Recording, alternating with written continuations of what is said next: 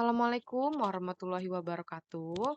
Halo anak-anak, hari ini kita melanjutkan pelajaran minggu lalu. Nah, minggu lalu kita belajar tentang bioma, bioma persebaran flora. Nah, hari ini kita belajar tentang persebaran fauna.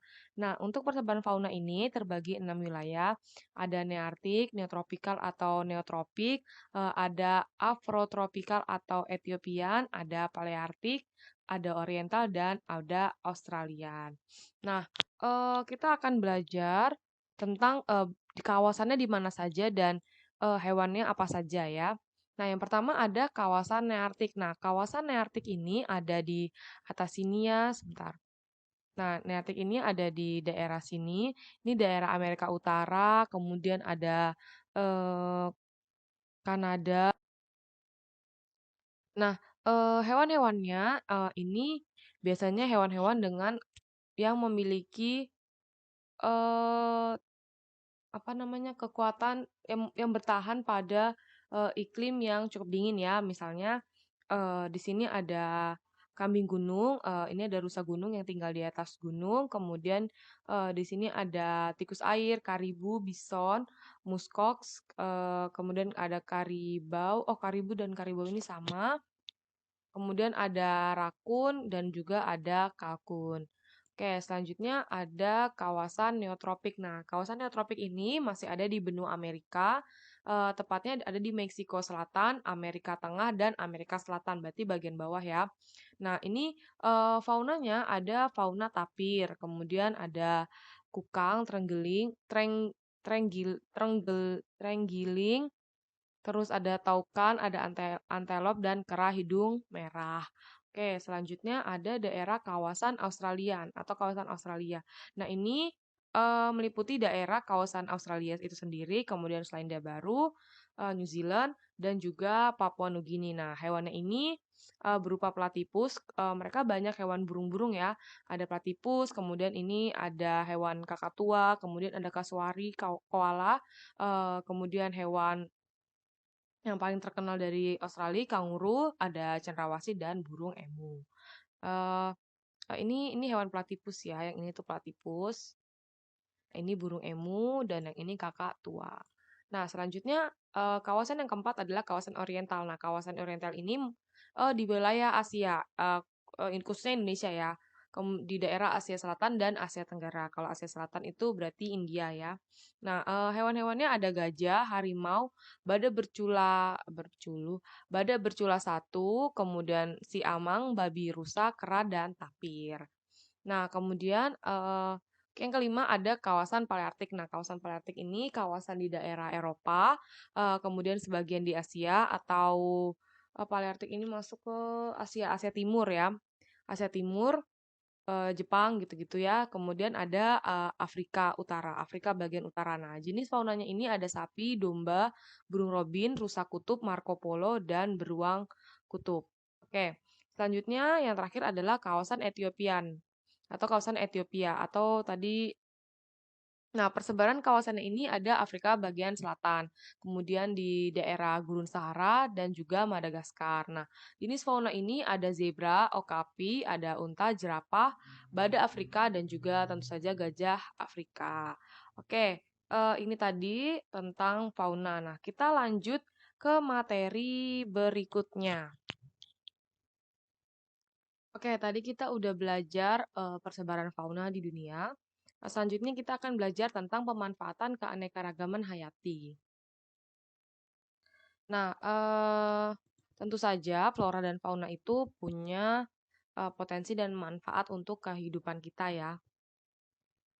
Nah, pemanfaatan keanekaragaman hayati itu apa? Keanekaragaman hayati itu definisinya apa? Jadi, keanekaragaman hayati adalah keanekaragaman makhluk hidup.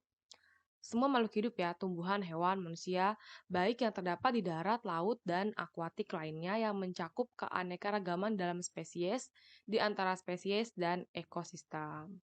Nah, berdasarkan definisi undang-undang tersebut, keanekaragaman hayati ini terdiri atas 3 tingkatan. Yang pertama, keanekaragaman gen, kemudian jenis, dan juga keanekaragaman ekosistem. Nah, pemanfaatannya dalam bentuk apa saja? Nah, pemanfaatannya yang pertama adalah dari segi ekonomi. Nah, jadi segi ekonomi ini bisa kita gunakan sebagai yang pertama bahan makanan, kemudian untuk perputaran roda roda ekonomi kita ya dengan cara menjual, mengekspor gitu ya. Kemudian digunakan sebagai obat-obatan dan juga kosmetik. Nah, untuk, roda ekonomi kita ini, mata pencarian ini, kayu-kayu beberapa kayu ini bisa dijual dan juga bisa diekspor. Misalnya, rotan, kemudian, ulin, cendana. Nah, untuk hewan dan tumbuhan ini bisa kita gunakan untuk konsumsi dan juga kegiatan industri. Contohnya misalnya kalau, hewan itu kulitnya biasanya kegiatan industri tas gitu ya, biasanya tas, sepatu, sabuk. Nah, untuk beberapa jenis tanaman juga bisa dijadikan kosmetik, contohnya, misalnya lidah buaya ya. Nah, yang kedua ada manfaat dari segi wisata dan ilmu pengetahuan. Jadi, di dunia ini Eee, jangankan di dunia ya, di Indonesia saja masih banyak tumbuhan dan hewan yang, belum jelas pemanfaatannya, bahkan belum ada namanya ya.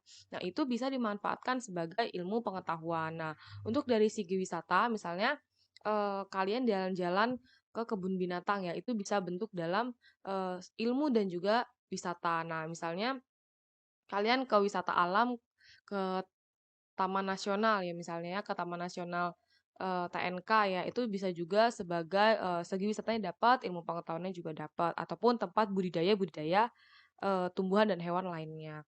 Nah, selanjutnya yang ketiga adalah manfaat dari segi sosial dan budaya. Nah, dari segi sosial ini berarti kan kehidupan kita, sehari-hari. Nah, biasanya, kita masyarakat Indonesia itu sudah terbiasa dengan alam, misalnya memanfaatkan hasil alamnya itu untuk kehidupan sehari-hari, misalnya mendirikan rumah ya, dari kayu ulin ya kan biasanya, kemudian kayu bakar untuk digunakan, untuk apa ya, bakar-bakar ya, misalnya bakar-bakar ya. Nah, kemudian untuk dari segi budaya, nah, beberapa daerah itu punya kepercayaan sendiri terhadap hutan. Nah, biasanya itulah, orang Indonesia cenderung lebih takut terhadap hal-hal mistis dibandingkan, undang-undang ya. Nah, jadi biasanya bentuk masyarakat menjaga hutannya itu dengan, kepercayaan mereka masing-masing. Nah, itu dari bentuk budaya. Contohnya saja misalnya tidak bisa mengkonsumsi hewan tertentu dan juga tumbuhan tertentu. Nah, dengan adanya aturan-aturan ini, Kak, diharapkan keanekaragaman hayati akan terus terjaga kelestariannya. Misalnya ini nggak ada teriak, ini Bu coret ya. Entar ini nggak ada hubungannya dengan keanekaragaman hayati. Oke, ini kita hapus.